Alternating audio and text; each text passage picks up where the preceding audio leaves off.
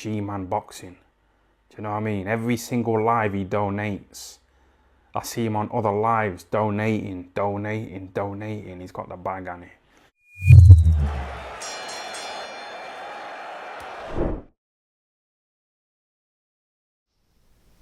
Alright people, review of the week time. So, late with this one. Normally it goes out Sunday evening, Monday morning, but obviously we had the fights on last night. By the time it was all done, it was nearly midnight. I was just like, we'll record it in the evening tomorrow and we can get a lot in. So, obviously the first thing we got to talk about is the fallout to the card that happened last night in Saudi Arabia.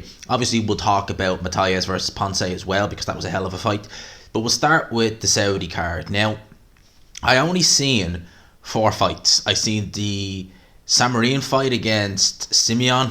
I mean, he was looking good a couple of years ago, many years ago now. He was durable. Now he's just a one-round job for prospects.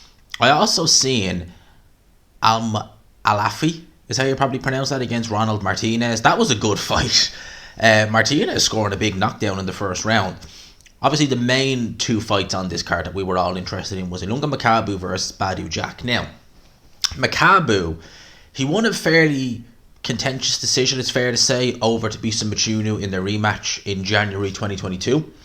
Now, since then, he's been inactive, as many Don King fighters are. They tend to fight once every couple of years. I know. So it's just the way of things with Don King nowadays. But he's not fought since then. And, you know, prior to going into this fight, he'd been looking decent. You know, he hadn't taken any big beatings. WBC champion, beat Kudryashov, beat Seslak, and beat someone else as well. Another Russian fighter. I'm not sure if that was to win that. No, I think that was... God, what undercard was that on? It was on a decent undercard. I can't remember whose undercard it was on. But he won that fight, and then he won the title, defended it against Mchunu, and he'd been looking good. Like, his last loss was against Tony Bellew back in 2016. And since then, he's been having good fights. They haven't been wars, although the Kudryashov fight was a bit tough. But other than that, he's been doing well. He's been getting guys out of there. And, you know, not really putting too much of a foot wrong. Against Badou Jack, good lord.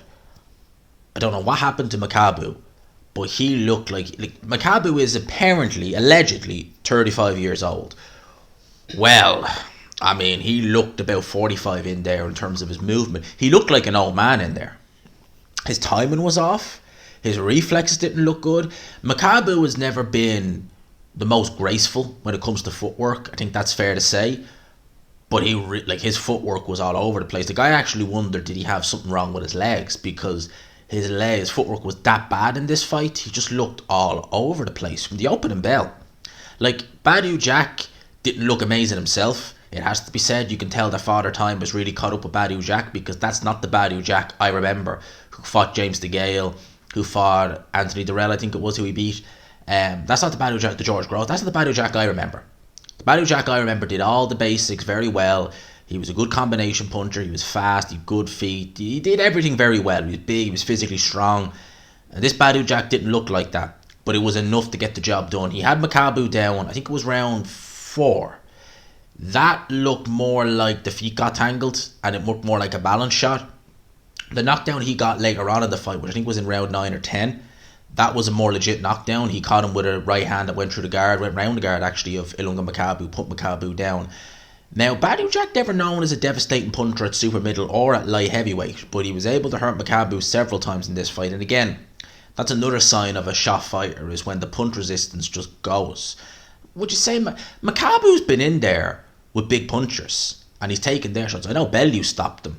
Bellew hurt him as well prior to the stoppage. Bellew's a very good puncher, but this is a guy who took Dmitry Kudryashov, and for all of Kudryashov's flaws, and there are many, he was able to take it. He was rocked a few times, but he never went down. In this fight, it just looked like he was, like, anytime Badou Jack landed remotely clean, he was hurt. He had his moments of success. He did, to be fair, Lunga Makabu. There was times where he was out working Badou Jack, and I thought that he stung Badou Jack, certainly with shots in there. But Badou Jack just seemed in control. I'd love to know, I don't know if they have it here actually, what the scorecards were. No, it doesn't show it here. I'd love to know what the actual scorecards were, because you would have to have Badou Jack in a command and lead. In the 12th round, he rocked him with a right hand, backed the Lunga Makabu up again the ropes. When you look at it on the replay, Referee was right to jump in and stop it. Makabu wasn't defending himself. He couldn't protect himself at all, really. He didn't protest the stoppage. Bbboc is now a 3-division world champion, WBC super middleweight champion. For what it's worth, WBA regular champion at £175, if you want to count that. And now legit WBC cruiserweight champion. Bbboc is going to have a target on his back because neither he nor Makabu covered themselves in glory in this fight. So the winner of this fight would have been, you'll see the Okolis of the world. You'll see the Richard Riakpors, the Chris Billum-Smith, the Isaac Chamberlains as well. I'd fancy Chamberlain over Jack the way he looked there. He looked just not himself, but enough to get through Ilunga Makabu. Obviously, we go on to the main event. Now, here's one thing I gotta say, right? For all people who say, they didn't like the fact that this fight was getting so much hype, etc. Before we talk about the fight, I went on to Twitter, and there are people I follow on Twitter who you wouldn't even associate them remotely with boxing, right? They were interested in this fight. Is that not a good thing? Is that not a good thing? That you're getting eyes on the sport. In terms of the fight itself, Tommy Fury, a deserved winner. In all fairness, it was a deserved win for Tommy Fury. He was the better of the two. Jake Paul looked all over the place at times in there. He was just looking to try and land those big haymaker right hands. Left hook didn't really have much on it. His jabs, well, he did put Tommy Fury down with a jab, but it was more balanced than the concussive effect of the shot, but nevertheless, it was a legitimate knockdown. It was. But for the most part, Tommy Fury did more what he wanted to do. He was the busier guy. He was more athletic. He was faster. He was the bigger in there, but Jake Paul seemed to be just every bit as strong. There's a big difference between physical strength and being strong, on a bench press or, your deadlifts. There's a big difference from that. Jake Paul looked stronger, but it paid no dividends in the end, really. There is a rematch clause in place for this fight, so Jake Paul, I would imagine, is going to take it because he didn't really take a beating, didn't take any real punishment, nor really did Tommy Fury. I mean, besides from the knockdown, a head clash was what opened the cut above his eye. And other than that, Tommy Fury took no real damage either. I don't know, Tommy Fury acted like this was a world title win for him. And to be honest with you, when I look at Tommy Fury, he's not a particularly good fighter. Nor is Jake Paul. Neither are going to do anything at any level, really. English level, maybe British level, maybe that's even a push. So for them, this was kind of like their world title fight. So I can see why Tommy Fury was ecstatic and celebrating. I can't see him doing anything more. I think the Jake Paul fight makes sense for both guys because it's a massive payday for both guys. I think it'd probably be a better fight than this fight. This fight had its moments. The clinching was a little bit excessive on both guys' ends. I think that was more nerves than anything else. And yeah, I think if we do get a rematch, it'll be a better fight next time. I do. And I think a rematch realistically just makes the most sense, to be honest with you. Now, if we go on to the card that happened in America, now this fight, I'm sorry I didn't do a post-fight review. I should really have done a post-fight review for this because it was a fantastic fight. Subriel Matias versus, I think it's Jeremiah Ponce. We're just calling him Ponce. I remember on Sky they were calling him Jeremiah Ponce, but on the Showtime feed they were calling him something else. I'll just double check what the name was. Yeah, Jeremiah Ponce. I was right. For once. But tremendous fight. Absolutely tremendous 5 rounds of action. Ponce came out, and it's funny because he told Al Bernstein on Showtime that he was going to come out and box. Did anything but box. There was no jabs thrown. I think Matias was taken aback a bit by the ferocity of Ponce in the first round because he came out swinging. He came out swinging for defenses. He threw nearly 100 punches in the first round. And Matias was kind of I think he was kind of just trying to warm himself into the fight and wasn't expecting the ferocity of the attack that Ponce came out throwing. In the second round, that's when Matias really warmed into it. Yes, Ponce was outworking him, but Matias was landing the more eye-catching shots. I think it was near the end of the second round, he landed a left hook that appeared to stun Ponce a little bit. And, Ponce had his rounds. The first round you'd have to give to him.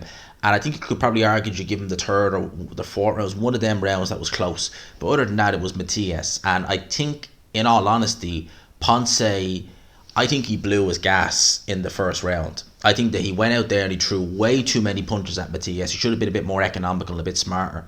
And I think the fact was he couldn't get him out of there. Matias is a big puncher. In fact, he's won every single fight by knockout. In the sole loss he has, he avenged that fight by knockout as well. And, tremendous puncher, great value for money. And I was watching this fight, right? And I was thinking I believe it was a left hook that put Ponce down towards the back end it was literally, I think, going into the last 10, 15 seconds of the fifth round. The corner called it from then. He was starting to take a beating. But I was looking at this fight, and I was looking at Matias, and I was thinking, Jack Catterall against Matias. Could you see Jack Catterall winning the fight? And I don't want to sound disrespectful to him or sound like a dick or anything like that, but I can't see him beating a Prograis. I can't see him beating a Matias. I can't. He looked good against Josh Taylor, but is that more so Josh Taylor looking poor? Because I look at the 140 pound division, it's still a good division. Prograis, Lopez, Zepeda, Ramirez, Taylor. It's just that, you're going to have Ryan Garcia, Tank Davis probably moving up as well. And Ryan Garcia probably more so than Tank Davis. Tank Davis is a 135 pound fighter realistically when he's in shape. Realistically, that's his weight division. So there's that. So that was that. That was a great fight. I'm sorry I didn't do a post-fight review for it because it was a tremendous fight. It really was. Then we get on to the news. Andy Ruiz is now a free agent after terminating his contract with Al Heyman's PBC by mutual consent. However, this was reported by ESPN with Andy Ruiz Sr. He stated in a subsequent post that yes, he's terminated his contract with TGB Tom Brown, right?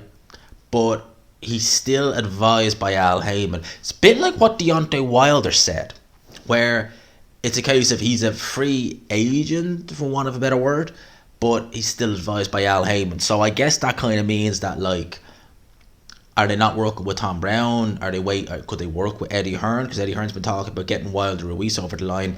However, it's a worry. It's a worry I have, is that Wilder was obviously at the Jake Paul Tommy Fury card. Who else was there? I don't see what. Look, I don't. It's not up to me. I mean, he might have been entertained, intrigued by it. Maybe he wanted to go. I don't know. But the fact that Wilder was there, as was Tyson Fury, I fear the worst.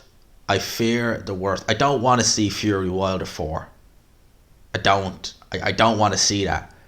Not namely because I've seen it 3 times already. Yeah, the last fight was very good, I'll admit that, but I don't want to see that fight again.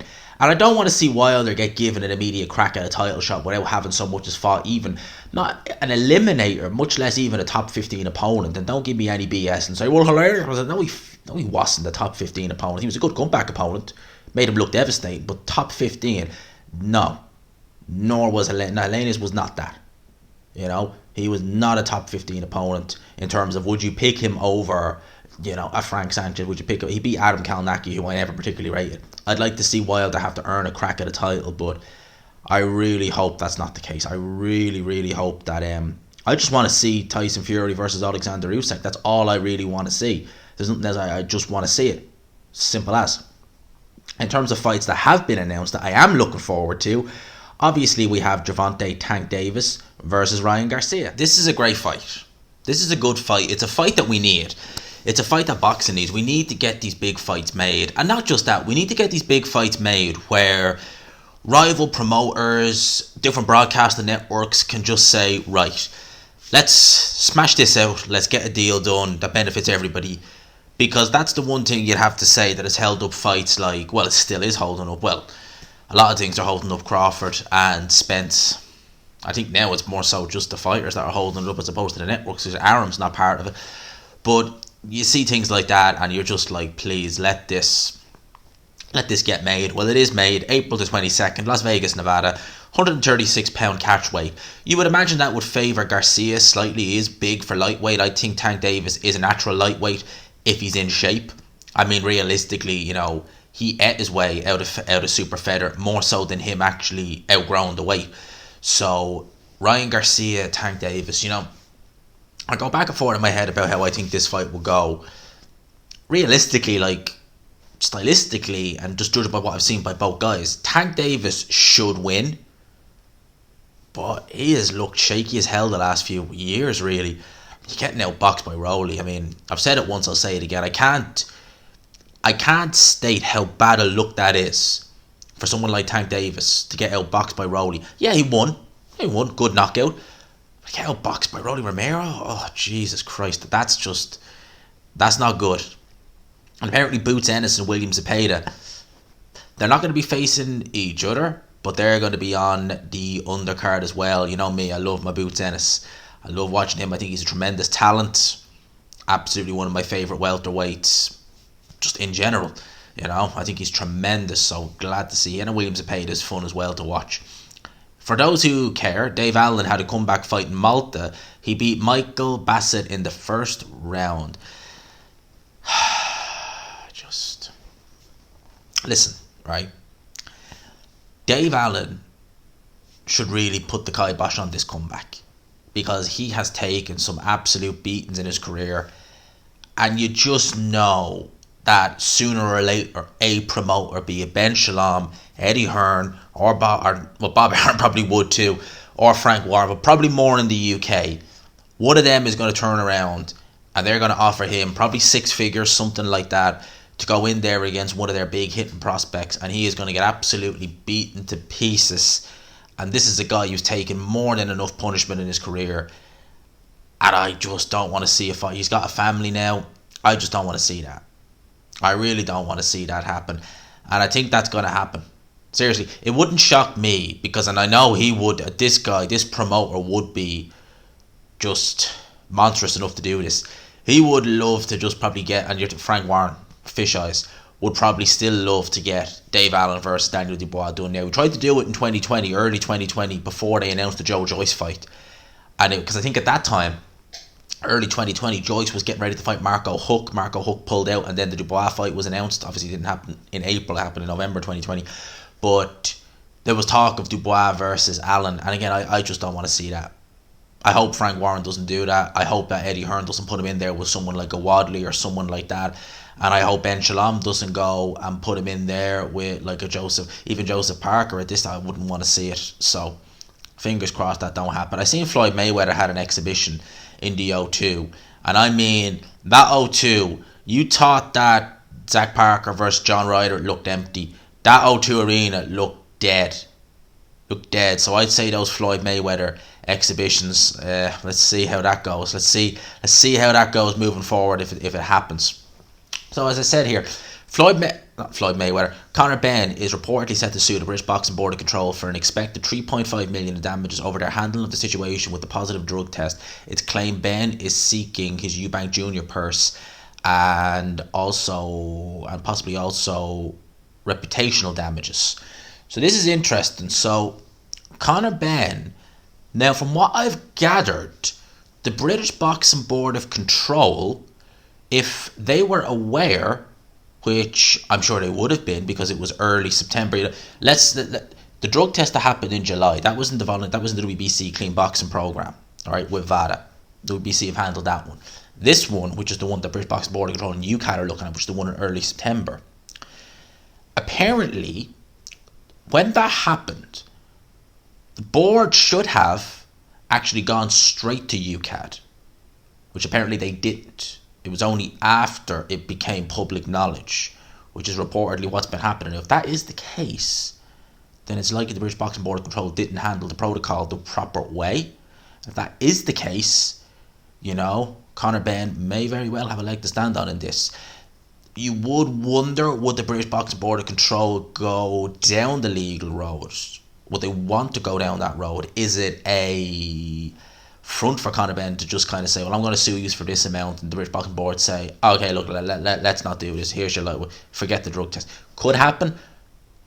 But if they haven't followed their protocol, which, it's an interesting one. And I think Conor Benn, he said words to the effect of in an article, I think it was the Daily Mail, that the British Boxing Board of Control and UCAT have let fighters with a positive drug test carry on and fight, and it not be made public knowledge and let them fight. And they have done that.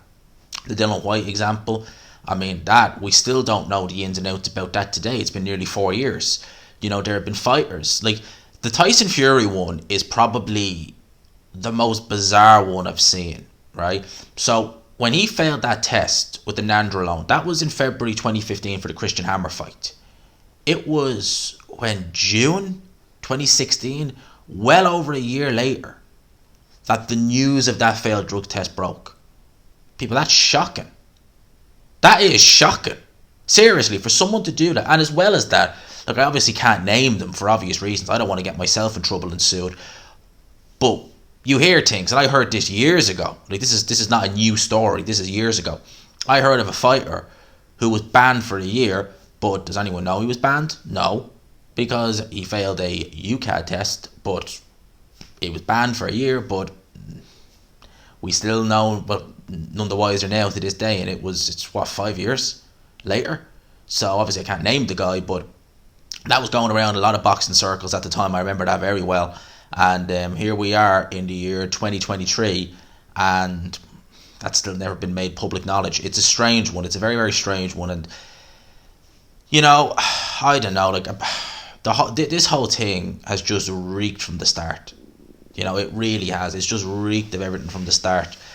Let's just see where it goes. You know, will Conor Benn go ahead and sue the WBC, or not the WBC, the British Boxing Board of Control? Will the board step in and say, okay, let's come to a compromise? What's going to happen?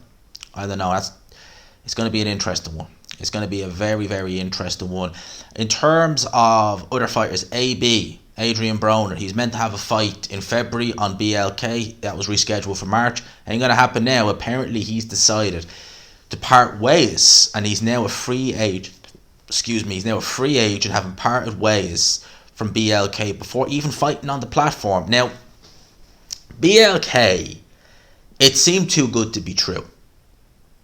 It seemed way too good to be true. Apparently, they paid Crawford $5 million up front and then $5 million after the fight. $10 million to fight David Avanesian. That was way too good to be true. And when you see purses like this being talked about and fighters signing, if they can get away with it, happy days. But, you know, when you just see something, you just know that's just too good to be true. That is never going to last long term, and that's never going to be sustainable. Not only was it not sustainable, it looks like it was only sustainable for one fight. So, I mean, that is just crazy. It's crazy to think that there was actually money like that being chucked around. It's crazy. But obviously, it looks like the money has dried up very quickly. Josh Taylor versus Teofimo Lopez is now reportedly agreed for June the 10th in New York City, more than likely MSG. So Taylor will be defending his WBO title against Teofimo Lopez. I'm really looking forward to that fight. You know, I think Josh Taylor said words to the effect of he wanted to have it at Edinburgh Stadium. I can't remember what the name of the stadium is, but Hibernian, the soccer team, they play there. I cannot remember the name of the stadium offhand. But that was where the fight was originally being talked about. Well, apparently it's not going to happen there. It's going to happen in New York. And he said, look, he wants to give his fans a day out in America, a day out in New York. It is home for Teofimo Lopez. You know, that's his arena, so to speak. It's where he's had he's had a lot of fights. You know, his world title fight there. You know, obviously it's a bad memory when he fought George Kambosos. But looks likely that's where it's going to be. So Josh Taylor going on the road, going to fight Teofimo Lopez over in the States. How is that going to work? That's going to be interesting. That's going to be interesting. How would Josh Taylor has travelled to the States before? He's fought over there before. He fought he fought Ramirez. He fought Ramirez over there. So look, let's see. It's going to be interesting to see how he copes. I don't think Josh Taylor can't get any worse than he did against Jack Catterall, but he's going to need to be at his A game against Teofimo Lopez. Even a Teofimo Lopez who doesn't look to be at his very best anymore, we're still going to need to see it. As we go and have a look on boxing scene, Derrick James. I feel the world hasn't seen the best of Anthony Joshua. Derrick James is confident there is still work to be done with the former two-time unified heavyweight champion, who he's welcomed to his immediate training stable. Definitely looking forward to April the 1st, James said. I feel the world hasn't seen the best of Anthony Joshua yet, especially with the guy I've been working with in the gym. I know that Franklin is a very good fighter and he's taking him serious.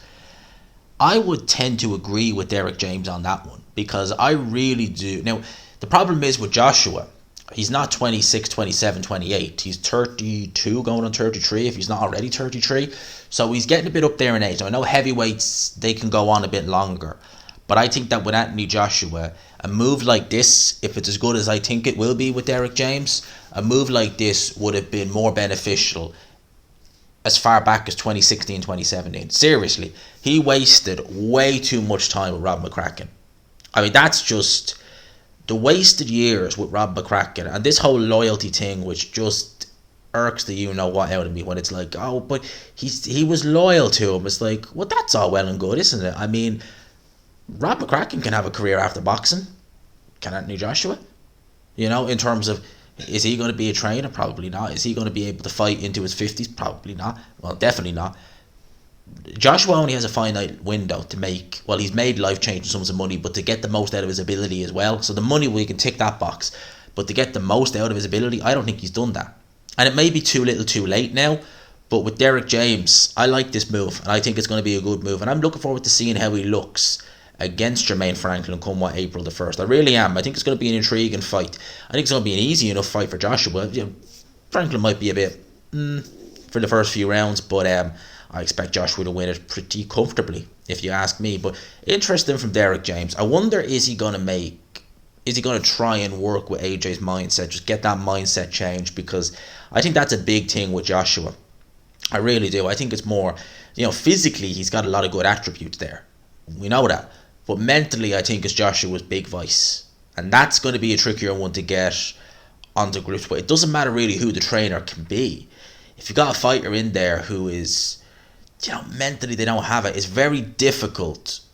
It's very difficult to switch that paradigm. It's extremely hard. It's down to the fighter really at the end of the day. You could have the best trainer in the world, but if it's a mental issue or mental blockage, you're going to have to... It's really the fighter who needs to do it. And maybe Derrick James would be good with that. Maybe he'd be able to bring certain things out in Joshua. I do think being over there with Spence and Charlo will help. I think that being out of his comfort zone, again, will help. So we'll see. And, over in America, he's not as well known as he is in the UK. So, I don't think, would he feel any expectation? Would he feel any pressure? People seeing him on the street, that's Joshua. Are you going to win by knockout? When are you going to knock him out? Because the way Joshua casuals and all that would be, they'd be like, Joshua's going to fight Tyson Fury after his lot. This is hypothetically speaking. He's going to fight Joshua. He's going to fight Tyson Fury after losing back-to-back to Usyk. Yeah, Joshua 2 rounds, easy work. Yeah, I think they're more a thing of the past now, but they were all over the boxing world back in 2016-17. That was crazy. But I'm sure being in the States will help him as well. So that's what Derrick James had to say on Joshua. Let me know your thoughts on that. Let me know your thoughts and everything I talked about in the comment section below. Hope you enjoyed it, people. Late one this week. It's kind of Monday. We're already started the week. I always say, I hope we all have a good week at the end of these. But I really do. I hope we all have a good week. I hope Monday wasn't too tough. And we can all have a good week. We can get some good news. We can have some fun. We got a lot planned this week. I'm doing a lot more. Get a lot of videos out this week. We'll try and get a live in as well. A proper midweek live. We haven't done one of them in a while. So for now, lads and lassies, I'll leave you there. I'll talk to you. As always, smash the like button, hit subscribe if you haven't already. Thanks as always again to the Hit Company for sponsoring this video. Link to their website and YouTube channel in the description. Go and give it a look. Have a look, buy something, have a look at the plans. There's a bit of stuff for everyone there. Let me know your thoughts as well on everything I talked about in this video in the comments. For now, I'll talk to you. Peace.